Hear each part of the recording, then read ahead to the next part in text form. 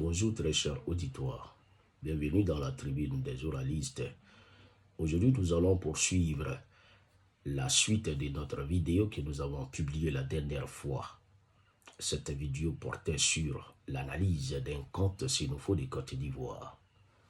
En raison de la forte longueur de ce conte, nous allons le résumer afin d'en extraire l'élément dont nous avons besoin.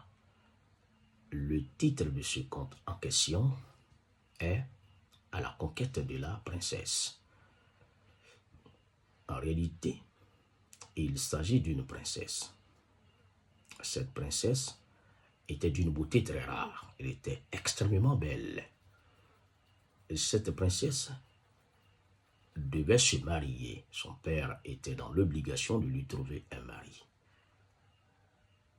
Et la princesse en question a perdu sa mère. Son éducation a été donc assurée par son père et sa grand-mère. Alors, pour avoir cette princesse comme épouse, les prétendants devaient trouver le nom secret de la princesse. Or, ce nom secret était seulement connu par son père et sa grand-mère.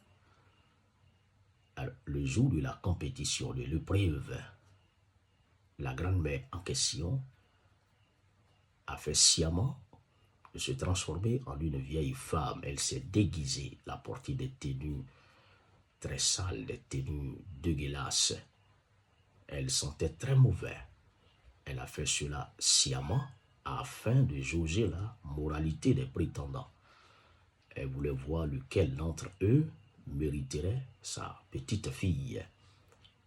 Alors elle est allée avec cet état repoussant s'asseoir au bord de la voie principale que les prétendants empruntaient.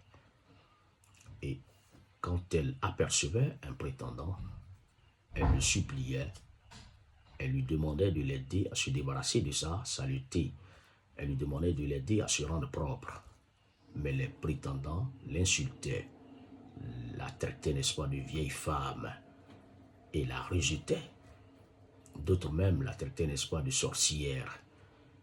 Mais seul un prétendant a eu de la pitié pour elle. C'est lui seul qui est venu, n'est-ce pas, l'aider à se débarrasser de sa saleté. C'est le seul qui a entouré la vieille femme de soins appropriés. Alors, impressionné par l'attitude de ce prétendant, impressionné par les valeurs morales incarnées par ce prétendant, la vieille femme ne pouvait que lui révéler sa vraie identité. Elle lui dit qu'en réalité, elle est la grand-mère de la princesse qu'il cherche à conquérir et que le nom secret de cette princesse est Nenibaga. Nenibaga est le nom secret de la princesse. Alors c'est ainsi que ce prétendant a pu avoir la princesse comme épouse. Alors c'est ici l'élément dont nous avons besoin, l'incarnation des valeurs morales traditionnelles africaines, le bon comportement. Très cher auditoire, ce conte sénoufo de Côte d'Ivoire peut être analysé sur la base de la théorie de Jean Cauvin. Jean Cauvin est un théologien français qui a séjourné 8 ans au Mali, précisément sur les Minyanka. Les Minyanka constituent un peuple africain vivant au Mali. Il a étudié la tradition orale de ce peuple. Il s'est intéressé à la culture, aux us et coutumes, non seulement de ce peuple, mais de toute l'Afrique. Et en fonction des recherches qu'il a pu mener, il a pu catégoriser les contes sénoufos en 8 types. Pour lui, les contes sénoufos peuvent être classés en 8 types.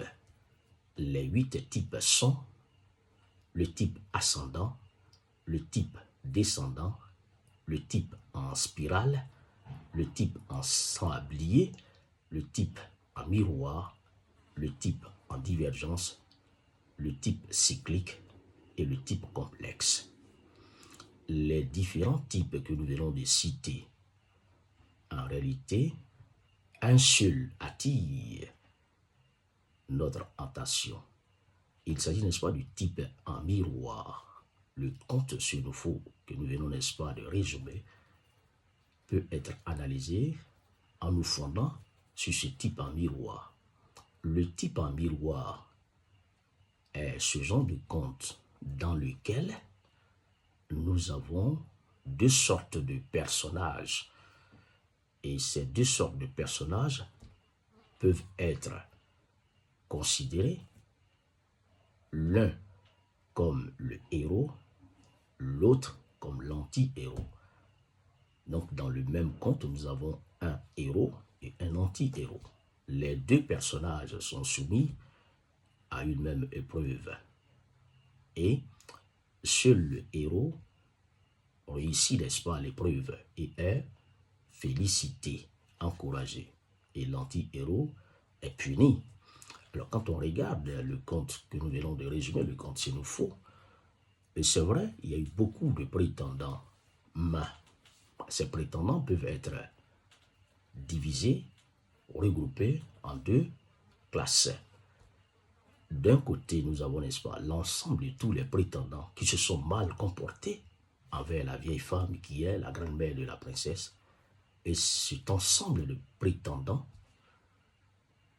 cet ensemble est considéré comme l'anti-héros.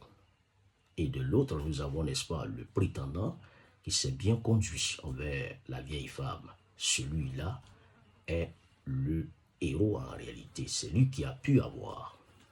Alors ce conte, très cher auditoire, nous interpelle et nous intéresse. Ce conte doit inspirer l'humanité, tous les hommes.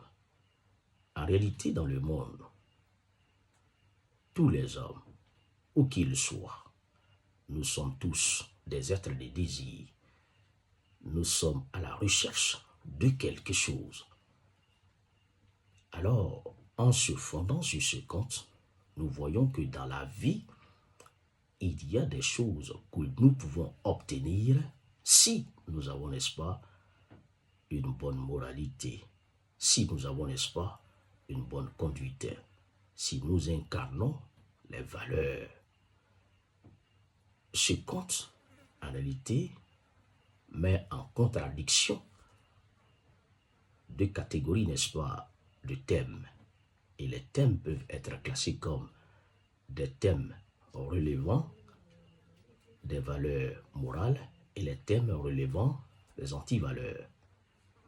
Les valeurs incarnées dans ce conte, à travers le personnage qui s'est bien conduit, sont la générosité, l'humilité, le respect, l'humanité.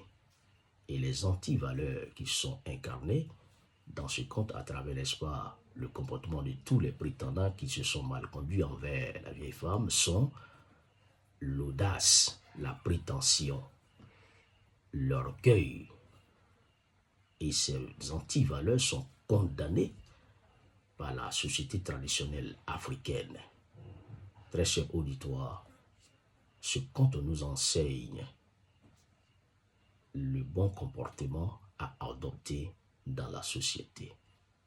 Je vous remercie et à très bientôt.